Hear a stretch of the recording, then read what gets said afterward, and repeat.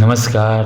ધોરણ 4 વિષય હિન્દી અને એકમ નંબર 8 જેનું નામ છે ચતુર ચૂહા, જેના સ્વઅધ્યયનપોથી સોલ્યુશન માર્ગદર્શનમાં તમારું સ્વાગત છે. અહીંયા આપણે આ એકમનું માર્ગદર્શન મેળવીશું. એના જોઈએ પ્રશ્ન નંબર 1, વિધાनों का कहानी के घटनाक्रम में लिखिए. અહીંયા જે આપેલો છે વિધાનો, એને આપણે ઘટનાક્રમ મુજબ લખવાના છે. અહીંયા જે ચૂહાવાળો પાઠ છે એમાં એ ક્યાંથી શું પ્રવૃત્તિ કરી એના માટેના વાક્યો આપેલા છે. જેમાં પ્રથમ ઘટના કઈ બની એ લખવાની છે. એ મુજબ જોઈએ આપણે તો અહીંયા લખી શકાય નંબર 1ની અંદર, બરાબર. કહાની મુજબ, એક चूहा था, वह रास्ते पर जा रहा था, चूहे को कपड़े का एक टुकड़ा मिला, चूहे ने दर्जी की दुकान देखी, यह सुनकर दर्जी डर गया, चूहा टोपी पहनकर आगे बढ़ा, यह सुनकर कसीदाकार घबराया, उसने चूहे को कचहरी में जाने से रोका, कसीदाकार ने अच्छा कसीदा काट दिया, चूहा तो खुश हो ગયા. આ રીતે ઘટનાક્રમમાં ગોઠવવાના છે. બીજું અહીંયા તમને માર્ગદર્શન માટે વિડીયો છે, તો ખાસ તમારે જોવાનું છે કે અહીંયા જુઓ, ઉપરની લીટી અડાની લખવાનો પ્રયત્ન કરશો તો તમારા અક્ષર પણ સારા આવશે. આગળ જોઈએ પ્રશ્ન નંબર 2, શબ્દો કો પઢીએ ઓર લિખીએ. એટલે કે અહીંયા જે શબ્દો આપેલા છે એનો તમારે ખાલી વાંચવાના છે અને લખવાના છે. આપેલા છે એ મુજબ જ જોઈએ. તો એમાં વ્યક્તિ, તો લખ્યું વ્યક્તિ, काव्य, कुछ, खाऊंगा, उपाध्याय, पढ़ाई, पिटवाऊंगा, मच्छर, अध्याय और कढ़ाई. बराबर. प्रश्न नंबर 3, सही विकल्प चुनकर बॉक्स में सही का निशान कीजिए.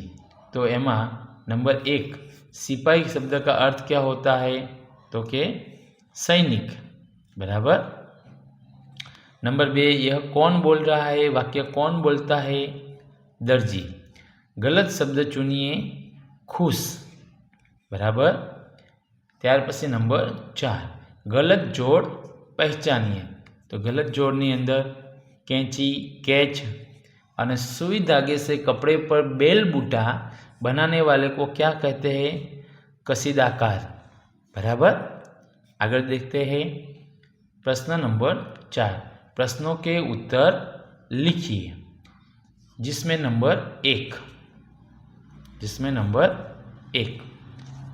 कसीदाकार ने चूहे की टोपी को किस तरह सजा दिया? कसीदेकार ने चूहे की टोपी पर सुई धागे से कपड़े पर बेल बूटा बनाकर सजा दिया. नंबर 2, चूहा क्यों खुश हो गया? कसीदाकार ने चूहे की टोपी पर अच्छा कसीदा निकाल दिया, इसलिए चूहा खुश हो गया. नंबर 3, चूहा दर्जी के पास क्यों गया? क्योंकि चूहे को कपड़े की टुकड़े में से टोपी सीनी थी, इसलिए चूहा दर्जी के पास गया. नंबर 4, कसीदाकार क्या करता है? कसीदाकार सुई धागे से कपड़े पर बेल बूटा बनाता है, यानी कसीदा काटता है. नंबर 5, दर्जी क्यों डर गया? चूहे ने कचहरी में जाकर सिपाही को बुलाने की बात की, इसलिए दर्जी डर गया. प्रश्न नंबर 5, પ્રશ્ન નંબર 5ની અંદર જોઈએ, શબ્દ કા ઉપયોગ કરકે વાક્ય લખીએ. એટલે કે અહીંયા આપેલો જે શબ્દ છે એનો ઉપયોગ કરી અને આપણે વાક્ય બનાવવાનું છે. ટોપી, धूप न लगे इसलिए मैंने टोपी पहनी है. दुकान, आलू लेने के लिए मैं दुकान पर गया. कैंची, दर्जी के पास कैंची होती है. टुकड़ा, चूहे को कापड़ का एक टुकड़ा मिला. चूहा, चूहा दर्जी के पास गया.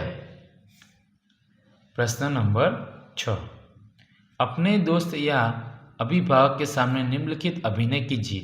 એટલે કે અહીંયા જે અભિનય કીધો છે એવો અભિનય તમારે તમારા મિત્રની સામે અથવા તમારે કોઈની સામે કરવાનો છે। गाना गाइए, चलना, दौड़ना, साइकिल चलाना, पानी पीना, तीर छोड़ना। प्रश्न नंबर 7, चित्र देखकर 5 वाक्य लिखिए। હવે અહીંયા જે ચિત્ર આપ્યું એને જોઈને આપણે હિન્દીમાં 5 વાક્ય લખવાના છે। તો ચિત્રમાં આપણે અલગ અલગ વસ્તુઓ જોઈ શકીએ છીએ કે એમાં શું શું છે।